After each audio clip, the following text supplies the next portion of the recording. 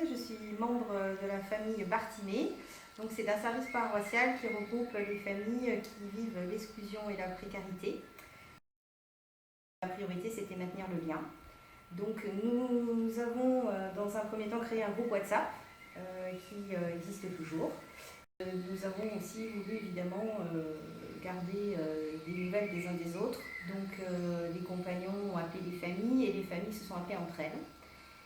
Et ça a été tout le long du confinement. Et surtout aussi, nous avons choisi de continuer à avoir nos groupes de parole. Donc nous avons fait ce qu'on appelle une audioconférence pour que chacun puisse avoir accès, puisque tout le monde n'a pas forcément un ordinateur ou un smartphone. Donc c'est comme une visioconférence mais par le téléphone. Donc nous avons créé des petits groupes, nous avons appelé des maisonnées. Et autour d'un texte biblique, nous avons chaque maisonnée a échangé en fonction de ce qu'il vivait avec le confinement. D'autres initiatives? Alors il y a eu également l'initiative de la distribution des masques, puisque nous avons choisi de distribuer au moins 2 masques par chaque membre de la famille Bartimée. Et puisque ça s'est fait le 1er mai, nous avons, grâce aussi au don d'une paroissienne, distribué des brins de muguet, ce qui a fait énormément plaisir à chaque personne.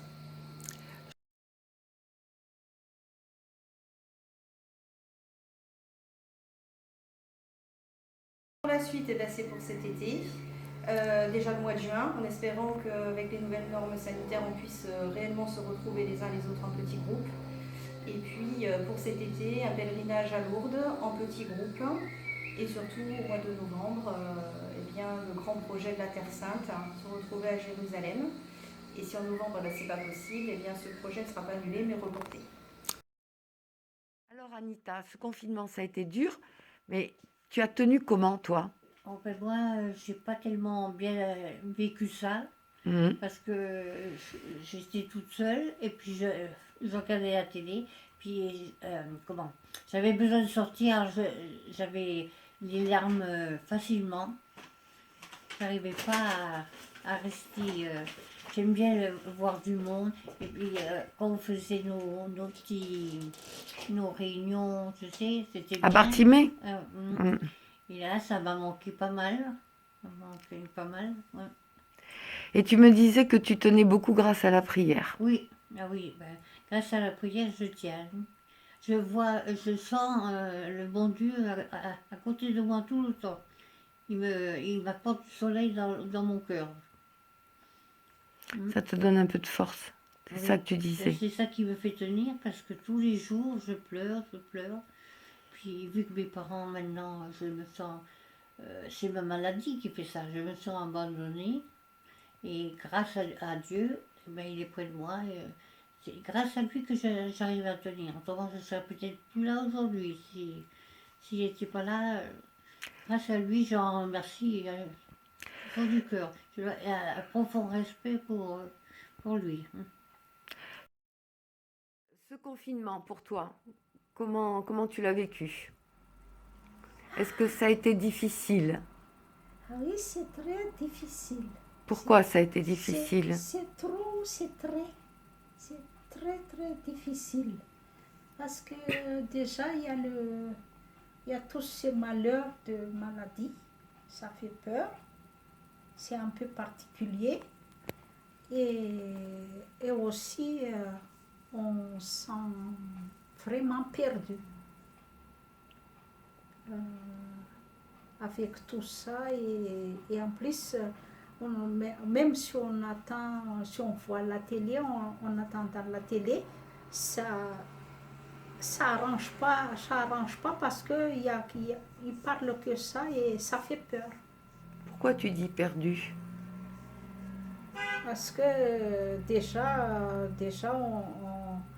on empêche de se revoir et déjà aussi comme je suis toute seule et je me sens de plus en plus perdue. On s'est retrouvés au téléphone pour faire une réunion. Comment tu as trouvé ce moment-là, au téléphone? Dans le téléphone, par contre, ça m'a aidé, ça m'a donné de force parce que c'est un peu particulier. Et je n'ai jamais fait ça, mais c'est mes sentis comme on voit tout le monde. Parce qu'en plus, on attend la voix de tout le monde. Et c'est un peu miracle même. Ce confinement, comment tu l'as vécu avec la famille Bartimée? Ben, heureusement qu'on a qu'on a eu le téléphone pour garder contact, puisqu'on se téléphonait de temps à autre, et par la suite on a eu aussi un échange téléphonique, et on était un petit groupe de 6 et ça s'est très bien passé. Ça t'a plu? Oui. C'est une autre manière de faire qui peut être envisagée aussi pour d'autres choses, je pense.